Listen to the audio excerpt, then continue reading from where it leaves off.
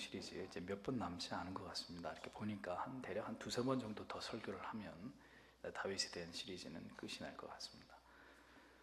오늘은 권위에 대한 반란은 왜 실패로 끝날 수밖에 없는가, 이런 제목으로 하나님 말씀을 생각해 보겠습니다.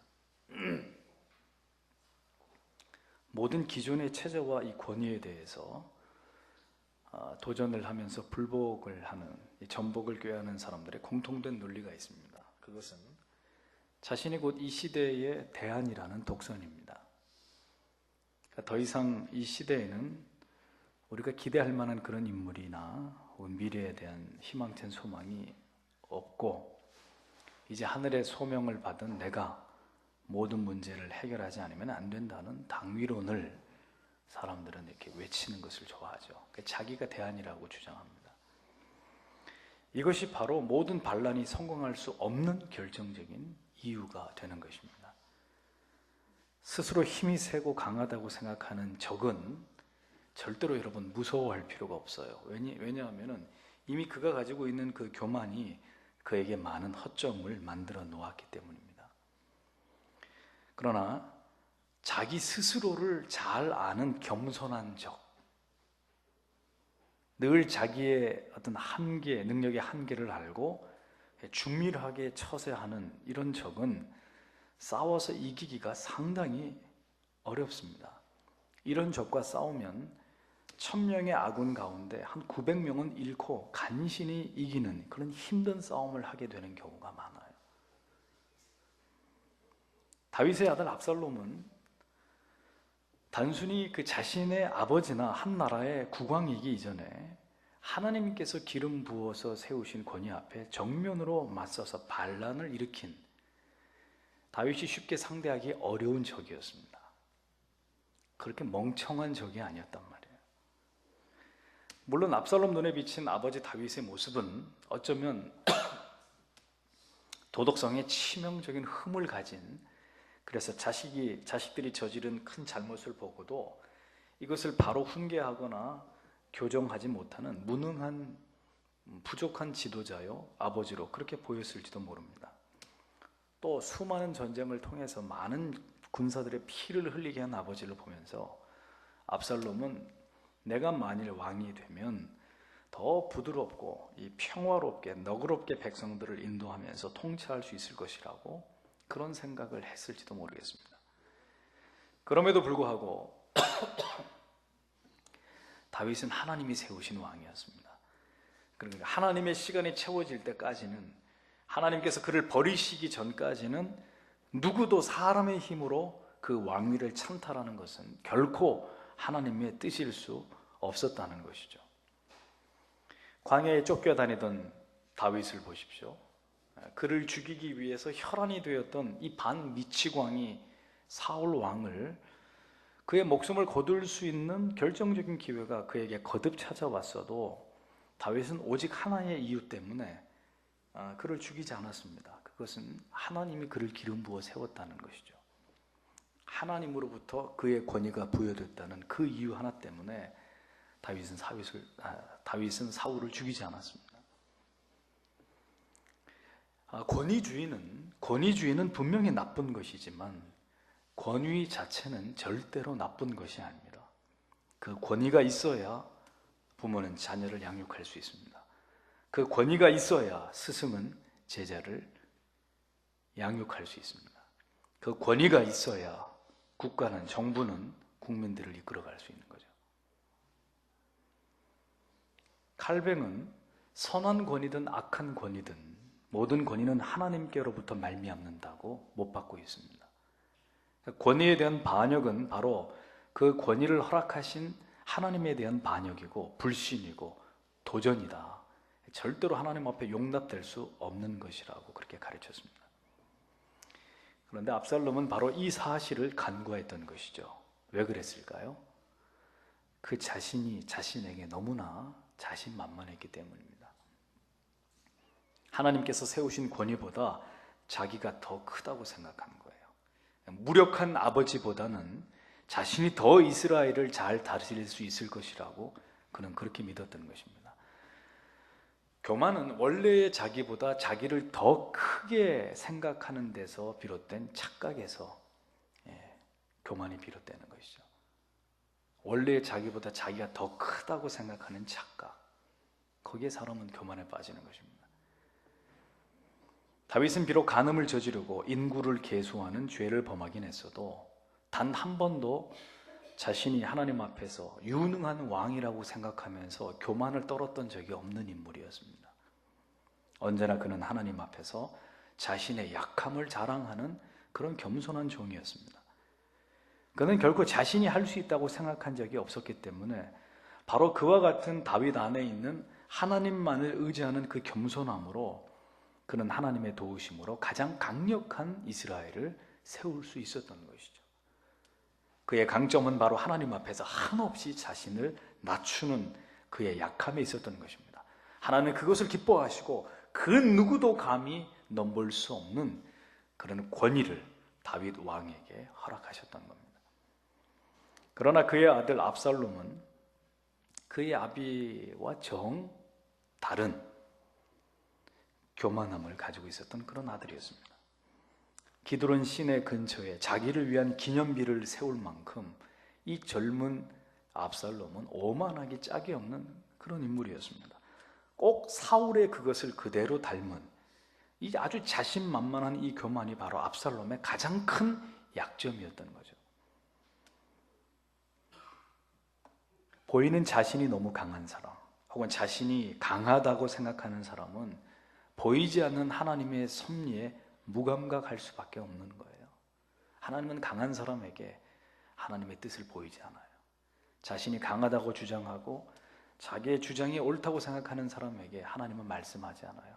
말씀해 줘 봐야 자기 고집대로 할 걸 아시기 때문에.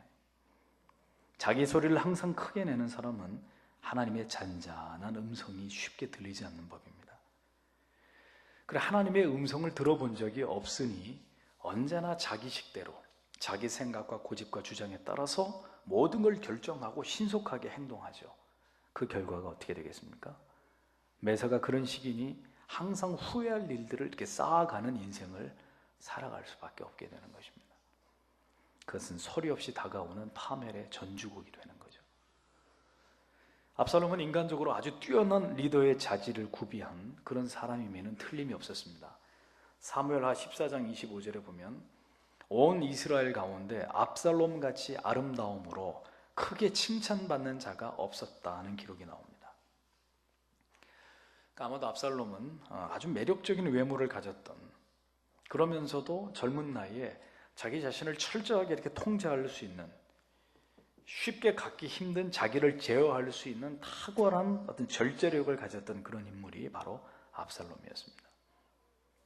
누이를 강간한 이복형인 암논을 2년이나 기다렸다가 그의 경계가 느슨해진 틈을 타가지고 그것도 자기의 부하를 시켜서 완벽하게 이복형 암논을 살해하는 것을 보세요. 압살롬은 또한 대단한 심리전의 대가였습니다. 예루살렘에 있는 동안에 성 곁에 신복들을 배치해서 백성들이 아버지 다윗에게 재판을 받으러 오면 그 사람들을 하나하나 포섭해서 그들의 마음을 다 자기에게로 이렇게 사로잡은 인물이 바로 압살롬이었습니다. 또한 아버지의 신복인 요압 장군을 선동해서 아버지 다윗으로부터 예루살렘에 거주할 수 있도록 허락을 받아냈고, 다윗의 책사인 아히도벨을 결국 자신의 쪽으로 돌려 세우는 것을 봐도 이 압살롬의 처세술과 사람을 움직이는 능력은 보통 이상이라는 것을 우리는 충분히 짐작할 수가 있습니다. 그는 또한 아주 치밀한 전략가이기도 했습니다. 그는 아버지 다윗이 처음 왕으로 등극한 그 역사적인 장소가 되는 이 헤브론으로 내려가서 반란을 시작을 합니다. 왜 그랬을까요? 자신이 새 시대의 왕이라는 이 상징적인 메시지를 백성들에게 던져주려고 했던 거죠. 아버지가 헤브론에서 왕이 됐듯이 나는 그것이 쿠데타이건 뭐건 간에 합법적으로 아버지의 뒤를 이은 나는 이스라엘의 왕이다, 이 메시지를 백성들에게 던지고자 했던 겁니다. 동시에 반란 계시와 맞추어서 이스라엘의 12지파에게 사자를 보내서 이미 왕권이 압살롬에게로 넘어간 것처럼 소문을 쫙 퍼뜨려 버립니다. 아주 주도 면밀한 그런 인물이 압살롬이었습니다. 그러니까 인간적으로 생각해 보면 이보다도 치밀하고 완벽하게 반역을 준비하기도 어려운 그런 쿠데타를 준비한 거죠. 거의 99% 성공할 수 있는 그런 쿠데타를 압살롬은 준비를 한 것입니다. 그러나 여러분, 우리가 기억해야 될 사실은 이것입니다. 하나님께서 함께하지 않는 아무리 뛰어난 인간의 계략과 지략이라 할지라도 하나님 앞에서 그것은 모두 다 지극히 어리석고 미련한 것에 불과하다는 겁니다. 그러니까 자기 자신에 대한 이런 지나친 자만은 바로 하나님을 향한 불신으로 이어지는 법이에요. 언제나 철두철미하게 계획하고 계획하지 않은 것은 하지 않을 정도로 주도 면밀한 그런 능력 있고 유능한 젊은이들이 많이 있습니다. 하지만 그것이 바로 그의 영혼을 망치는 지름길이 되는 거예요. 주도 면밀함이 잘못됐다는 것이 아닙니다. 꼼꼼하고 계획성 있고 항상 미리미리 해야 될 일을 앞서서 하는 것은 좋은 습관이고 우리가 반드시 길러야 될 좋은 면이 틀림없습니다. 다만 그 모든 계획 속에 하나님이 계시지 않는 것이 문제죠. 간혹 성도들 중에 너무 똑똑하고 유능한데 바로 그것 때문에 어디서도 적응하지 못하고 철새처럼 떠돌아다니는 그런 성도들을 봅니다. 어디에서도 그런 자신을 만족시켜 줄 곳은 찾을 수 없다는 것을 본인만 모르고 있는 거예요. 압살롬은 하나님 앞에 단 한 번도 기도하면서 이 뜻을 구한 적이 없었습니다. 처음부터 끝까지 자기의 인간적인 처세술, 정치적 술수, 어떤 고단수의 심리적 전술 등을 이용해서 인간적인 방법으로 모든 것들을 준비했습니다. 우리가 이 시점에서 짚고 넘어가야 될 한 가지가 있습니다. 그건 뭐냐면 하나님께서 보시기에 그토록 하나님의 마음에 너무나 합한 사람 다윗이었지만 그는 자녀 교육에 있어서는 낙제점에 가까운 인물이었다는 거예요. 결국 아비의 범죄는 그의 자녀들의 미래를 모두 비극으로 몰아가는 원인이 되었다는 것을 성경은 우리에게 보여주고 있습니다. 히스기야 왕을 보십시오. 자신의 죽을 병을 고쳐주신, 그래서 생명을 연장시켜 주신 하나님을 향한 그 감사와 그리고 그 겸손을 그리 오래 간직하지 못한 그런 어리석은 왕이었습니다. 바벨론에서 보낸 사절단에게 히스기야가 어떤 실수를 합니까? 왕의 보물이 가득 쌓여져 있는 자신의 그 보물 내탕고를 열어서 자기가 가지고 있는 그 모든 보물을 바벨론의 사신들에게 자랑을 합니다. 결국 그것으로 하나님의 진노를 사게 되죠. 그리고 이사야 선지자의 준엄한 예언이 뒤를 잇게 됩니다. 그 예언의 내용이 무엇이었습니까? 왕이여, 당신의 이제 모든 보물은 다 바벨론의 것이 될 것입니다. 뿐만 아니라 앞으로 왕에게서 태어날 아들들 중에 바벨론의 신하로 끌려갈 자들이 있게 될 것입니다. 그런데 어이없는 것은 그 다음에 히스기야가 하는 말입니다. 이 일은 내가 살아있을 때 일어날 일이 아니다. 그러니 내가 살 동안에는 태평하고 평화로울 것이기 때문에 나는 내 할 바 아니다. 이런 식의 무책임한 그런 어떤 반응을 보여주는 것을 성경은 기록해 놓고 있습니다. 지금 아버지의 죄가 죄 없는 아들에게로까지 전이되게 생겼는데 자기는 모르겠다는 식의 무책임한 아버지 히스기야의 모습을 성경은 기록해 놓고 있는 거예요. 우리는 아비의 죄가 자식에게 3, 4대까지 미치다는 말씀을 간과해서는 안 될 것입니다.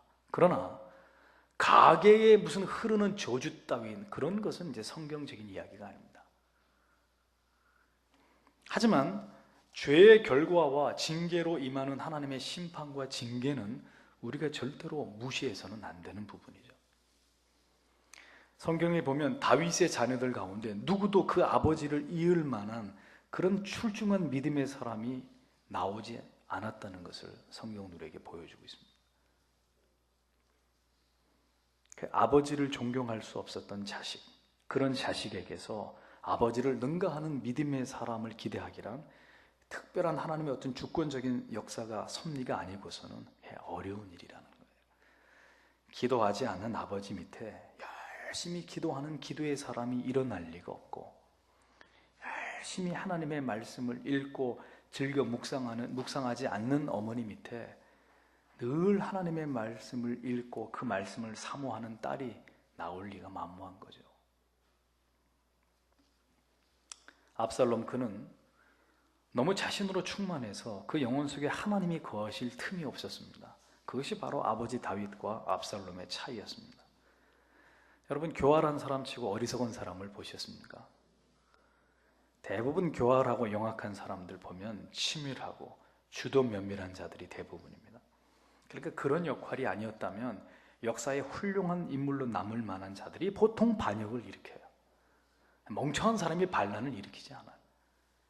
그러나 결국 자신의 그 교활함이 스스로의 무덤을 파게 되는 그런 결과를 낳게 되는 거죠. 이 압살롬 같은 사람 주위에는 이 유유상종이라는 말처럼 인간적으로 탁월한 재주를 가진 젊은 인재들, 출세와 일확천금의 기회를 노리는 이런 야심만만한 엘리트들이 구름대처럼 모여들었습니다. 이들은 압살롬에게서 하나님의 임재를 본 것이 아니라 성공의 기회와 출세의 기회를 보고 압살롬에게 붙은 자들이죠. 압살롬이나 이들이나 서로가 서로를 이용하는 것뿐입니다. 자, 이런 것을 보면 여러분 보세요. 오늘 여러분들이 자주 만나는 사람들, 자주 어울리는 사람들을 보면 여러분들이 누구인지를 알 수 있습니다. 여러분 주위에 너무 똑똑한 나머지 아주 치밀하게 자신의 계획을 세우고 자기의 머리만을 의지하는 사람이 여러분 주위에 많이 있습니까? 아니면 놀기 좋아하고 사치와 허영으로 가득한 사람들이 여러분 주위에 많이 있나요? 아니면 하나님 앞에서 거룩하고 진실된 그러한 사람들이 여러분 주변에 많이 있습니까? 그러니까 결국은 여러분과 자주 어울리는 그 사람들을 보면 여러분들이 누구인지를 알 수 있는 거예요. 조건을 보고 몰려든 사람들은 쉽게 그 조건 때문에 다 쉽게 떠나가 버리고 맙니다. 그런데 이 다윗의 주위에 다윗의 신복이 된 사람들 가운데는 이 사울에게 쫓겨다니는 환난의 때, 다윗이 환난을 겪고 있을 때 다윗에게 붙여진 사람들이 대부분이었습니다. 다시 말하면 하나님이 붙여준 사람들이라는 거예요. 다윗의 뭘 보고 다윗의 편에 서고 다윗의 부하가 된 게 아니라 아무것도 볼 것 없는 도망자 다윗이었지만 하나님께서 붙여준 사람들이 있었다는 거예요. 아무것도 볼 것 없는 다윗이지만 다윗의 부하가 되고 다윗의 신복이 됐던 사람들. 그래서 압살롬에게 쫓겨서 예루살렘을 떠나는 과정에서도 다윗을 따르는 무리들은 적지 않았습니다. 많은 백성들과 신하들이 목숨을 걸고 다윗을 따랐다는 것이죠. 이것은 뭘 보여주느냐? 다윗의 지도력은 인간적 처세술이 아니라 하나님의 기름 부음에서 비롯됐다는 거죠. 결국 그는 하나님을 의지했고 하나님을 의지하는 다윗의 권위를 하나님은 끝까지 지켜주셨다는 거예요. 여러분들이 인생을 살면서 말입니다. 여러분들이 광야를 지나가고 있을 때 과연 여러분들을 위해서 기도해주고 또 여러분들의 회복을 도울 수 있는, 여러분과 함께 할 수 있는 그런 영적인 동지들이 얼마나 있는지를 생각해 보세요. 내가 오늘까지 인생을 살았지만 지금 내 주위에 이렇게 하나님이 붙여준 사람들이 내게 얼마나 되나. 그 사람들이 정말 재산인데, 영적 재산인데 그런 사람들은 별로 없고 오늘도 불러내서 술 먹자고 하는 친구들은 많다면 우리가 뭔가 하나님 앞에 우리 인생을 돌아볼 필요가 있는 거죠. 압살롬의 완벽한 준비 끝에 감행된 이 쿠데타는 예루살렘까지 무혈 입성하는 성과를 이루면서 아버지의 첩들과 동침을 하는 것을 통해서 아주 의기양양하게 이 압살롬의 쿠데타는 거의 성공 직전의 상황까지 이르게 됩니다. 처음부터 그 끝까지 자기 힘만 의지한 이 교만한 인간, 아버지가 살아있는데도 재산의 반을 달라고 해서 도망친 이 탕자와 똑같은 그런 오만함으로 압살롬은 똘똘 뭉쳐 있었습니다. 그래서 성공이 눈앞에 있는 듯했던 압살롬.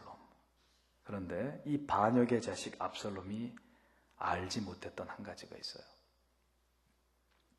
성공 가능성이 99%인 쿠데타를 할지라도 그 1%의 가능성, 저쪽의 1%의 가능성에 하나님이 함께 하시면 모든 전세는 하루아침에 뒤집어질 수 있다는 사실을 압살롬은 알지 못했던 겁니다. 아무리 인간이 철저하게 준비하고 이렇게 쌓아 올려도 하나님께서 만약에 나를 대적하실 것 같으면 한순간에 모든 것이 다 산산조각 날 수 있다는 것을 압살롬은 몰랐던 겁니다. 자기를 과대평가하는 사람치고 하나님을 과소평가하지 않는 사람은 없습니다. 그리고 그 모든 자멸의 시작은 생각지도 않았던 곳에서, 어쩌면 자신이 가장 자신만만해하는 그곳에서 문제가 터지기 시작합니다. 압살롬의 쿠데타는 결국 실패로 끝이 납니다. 그러나 그 과정을 지켜볼 때 우리에게 주는 바 그 교훈에 우리가 주목해 볼 필요가 있습니다. 이 승부를 가른 그 핵심에는 바로 후세와 아히도벨의 대결이 나옵니다. 아히도벨은 다윗 군대의 이 허와 실을 꿰뚫고 있었던 노련한 전략가였습니다. 그는 반군이 이 수도를 점령하자마자 압살롬을 공공연히 다윗의 첩들과 동침을 시킵니다. 그것은 이미 다윗 왕권이 무너졌음을 이 예루살렘 수도 백성들에게 알리는 상징적인 행위가 됐던 거죠. 또 이어서 아히도벨은 이 반란을 최단시간 안에 성공으로 끝낼 수 있는 무서운 계략을 짜서 압살롬에게 제시를 합니다. 그 내용은 1만 2천 명의 정예군을 다윗의 일행에 추적을 붙여서 다윗 일행이 피곤한 틈을 타서 쉴 수 없이 다윗을 추적해서 다른 사람들은 다 살리고 다윗만 제거하면 이 전쟁은 깨끗하게 끝이 나고 당신은 이스라엘의 3대 왕이 된다. 이 제안을 이제 아히도벨이 내놓습니다. 인명피해는 최소화하고 그래서 민심을 얻고 다윗을 따랐던 사람들까지 압살롬의 밑에 둘 수 있고, 그래서 다윗만 제거함으로 속전속결로 이 반란을 매듭지으려고 했던 아주 무섭도록 탁월한 전략을 아히도벨이 압살롬에게 제안을 해요. 이 얘기를 듣고 압살롬과 모든 그의 참모들은 아주 뛰어난 특견이라고 이것을 여기면서 당장 실행에 옮기자고 이야기합니다. 그런데 압살롬이 무슨 생각에서였는지 다윗의 부하였다가 지금은 자신의 부하로 위장전향한 이 후세의 제안을 들어보자고 얘기를 하는 거예요. 후세, 당신은 아히도벨이 말한 이 계략에 대해서 어떻게 생각합니까? 하고 물어본 거예요. 후세는 이 아히도벨이 내놓은 이 계략을 듣자마자 심장이 멈추는 것 같았습니다. 지친 다윗의 군대가 지금 1만 2천 명의 정예군의 추격을 받게 되면 다윗의 운명은 끝이라는 생각이 들었어요. 이 절체절명의 위기의 순간에 하나님의 사람, 하나님이 다윗 때문에 다윗을 살리고자 압살롬에게 붙여줬던 이 후세가 그 순간에 뭘 한 줄 아십니까? 하나님 앞에 기도를 드립니다. 잠시 눈을 감고. 그리고 그 순간 번개처럼 하나님의 지혜가 이 후세에게 임하게 되죠. 눈을 뜨자마자 이 후세가 하는 말이, 자기를 바라보고 있는 압살롬과 그의 참모들 앞에서 입을 열기 시작합니다.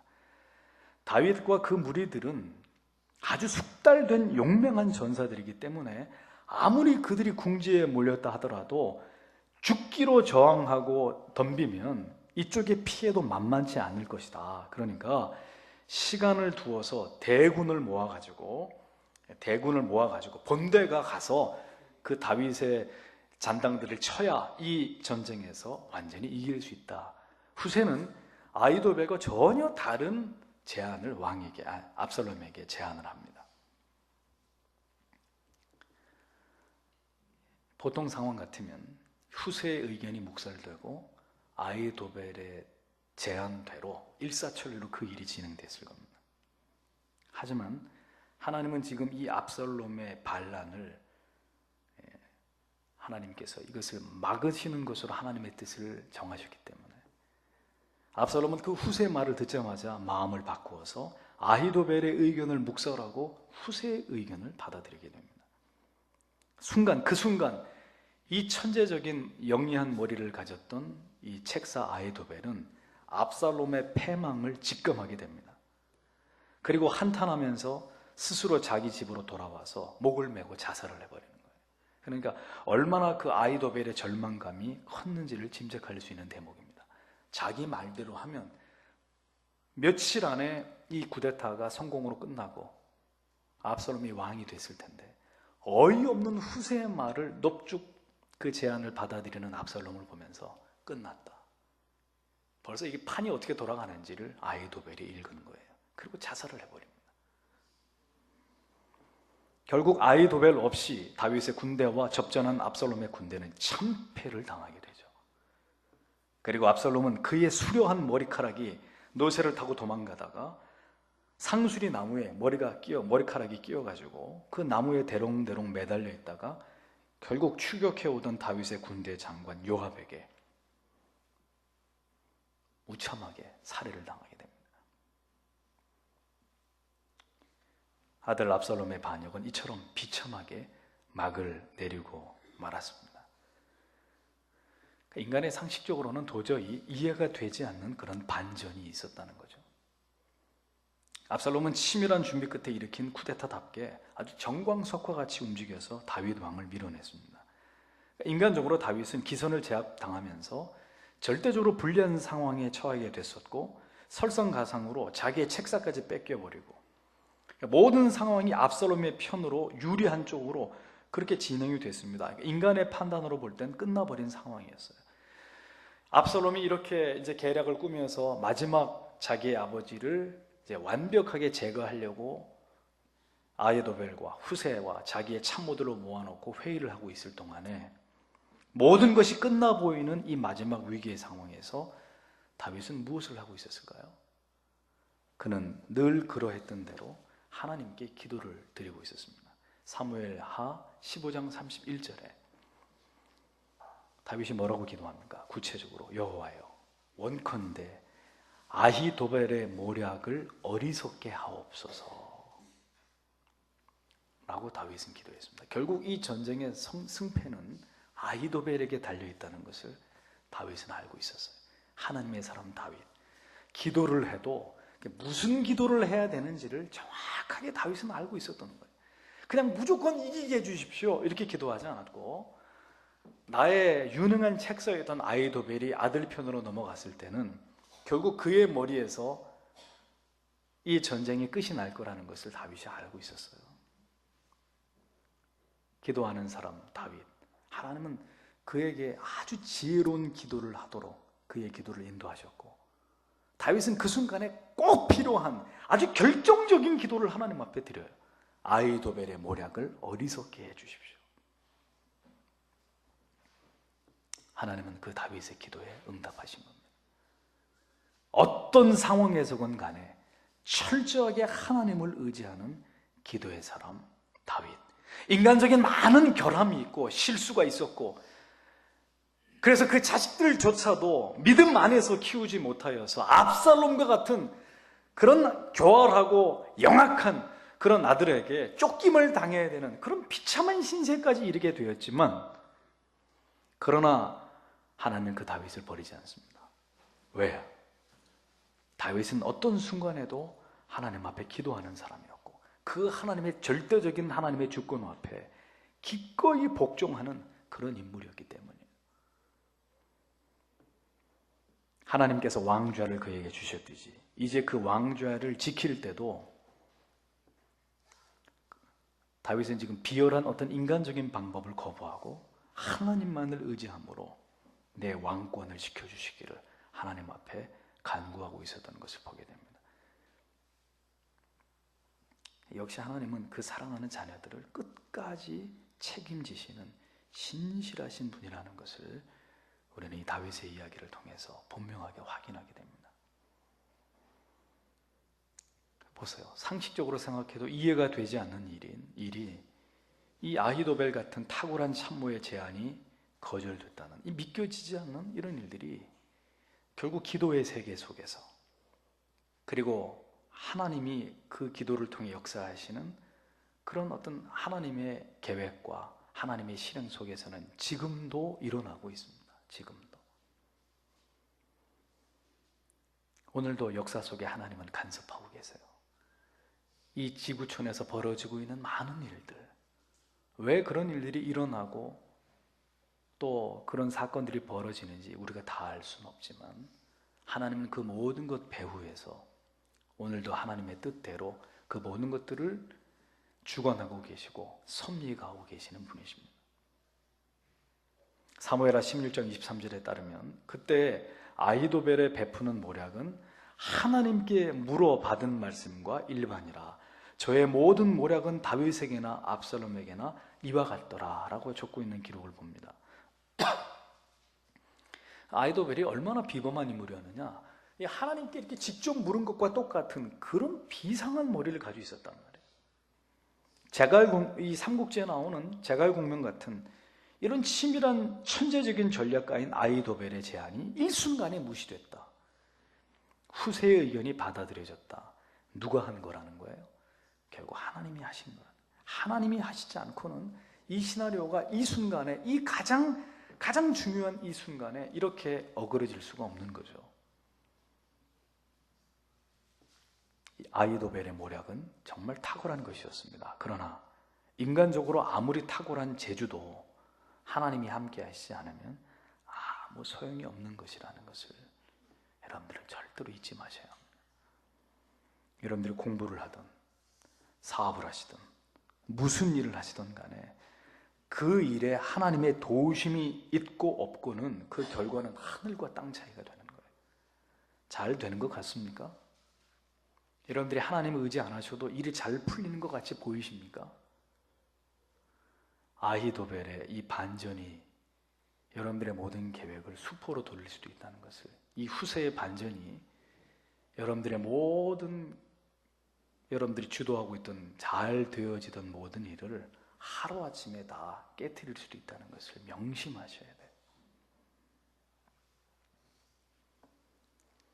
나는 여러분들이 하나님께 지혜를 구하시는 자들이 되기를 바랍니다. 정말 하나님 앞에 이 악한 세상을 살아가면서 하나님이 어떻게 하면 이 세상과 맞서고 견주어서 우리가 이길 수 있겠습니까? 세상에 머리 좋은 사람들 무슨 수로 이길 수 있습니까? 모든 면에서 우리보다 비범한 사람들, 그 틈에서 우리가 오늘도 살아가기 위해 이토록 애를 쓰고 있는데 뭘 가지고 그들하고 경쟁하겠습니까? 그들은 7일을 전부 다 사용하면서 자기의 인생의 계획하고 뜻한 말을 이루기 위해서 지금도 열심히 최선을 다해서 자기 인생을 살아가고 있는데 우리에게는 이 7일 중에 하루가 없단 말이에요. 우리는 6일만 가지고 우리의 주어진 삶을 살아야 됩니다. 그럼 뭘 가지고 저 사람들하고 경쟁하겠습니까? 다윗이 어떻게 그 똑똑한 아들 압살롬 그리고 천재적인 전략가 아히도벨을 이길 수 있겠습니까? 그러니 그가 선택한 것은 하나님을 붙드는 거였어요. 하나님을 의지하는 거였어요. 저는 우리 성도님들이 금요 기도회 시간에 더 많이들 나오셔서 하나님 앞에 기도했으면 좋겠어요. 하나님 우리에게 지혜를 주십시오. 하나님 우리는 미련하고 어리석습니다. 우리에게는 이 세상을 이길 수 있는 능력이 없습니다. 하나님 내게 지혜와 모략을 주십시오.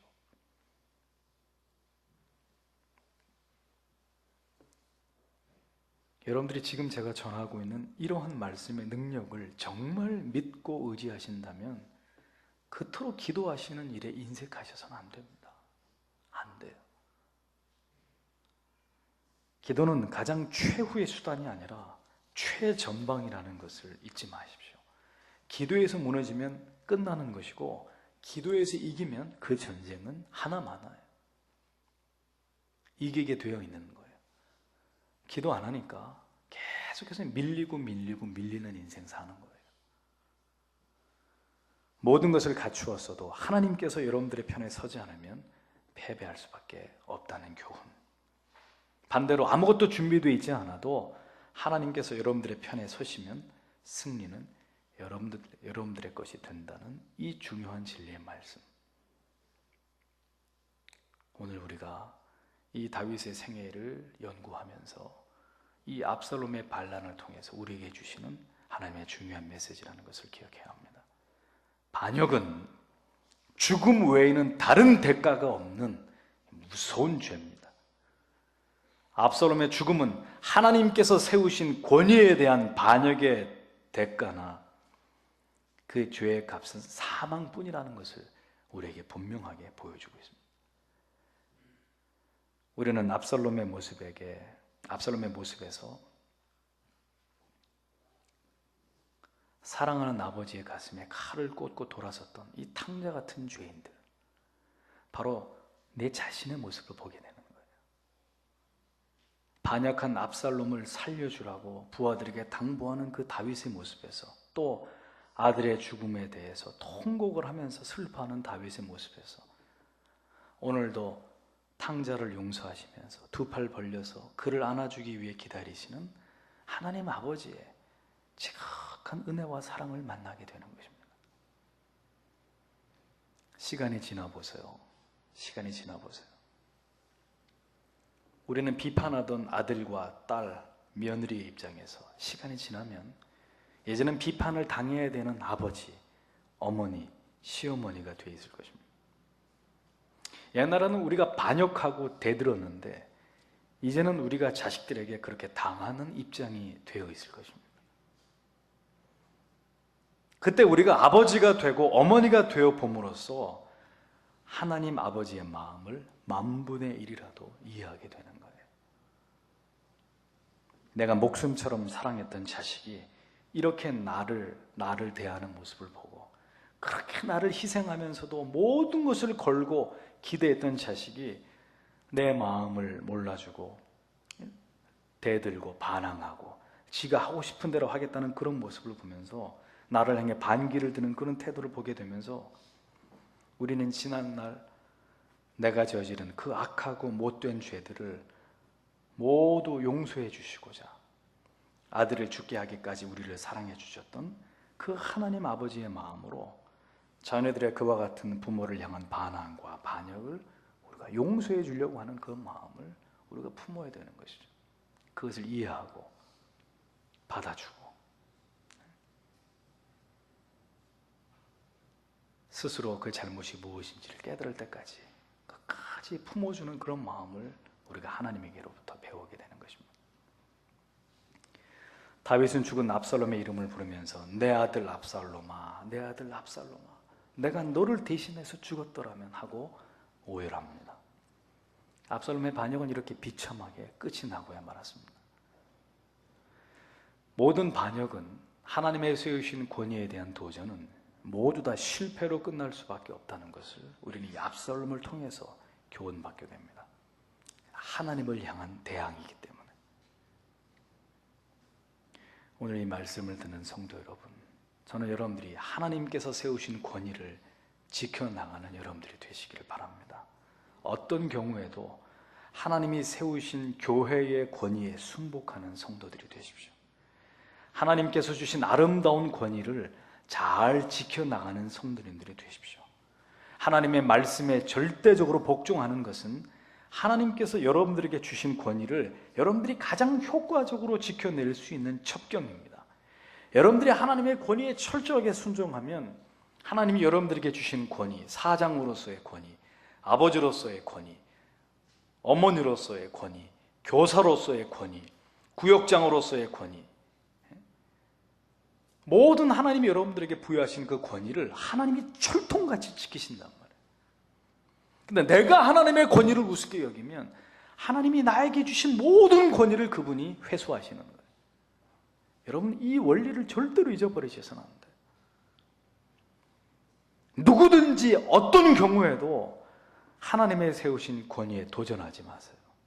교회의 권위와 목회자의 권위, 교회의 모든 거룩한 의결기관, 당회나 재직회나 공동의회나 하나님의 법으로 하나님의 뜻을 정하고 이루어가고자 하는 이런 모든 거룩한 기관의 권위에 복종하는 분들이 되어야 돼요. 그리고 부모의 권위와 가르치는 자의 권위, 하나님이 세우신 이런 모든 거룩한 권위에 대해서 존중하는 여러분들이 되셔야 합니다. 그것이 바로 하나님께서 여러분들에게 주신 권위를 여러분들의 인생 전체의 시간을 통해서 그것을 보존할 수 있는 가장 지혜로운 길이란 말이에요. 모든 권위를 복되게 여기고 이에 순복하는 자에게 하나님께서는 누구도 무시할 수 없는 권위를 바로 그에게 부여해 주시는 거예요.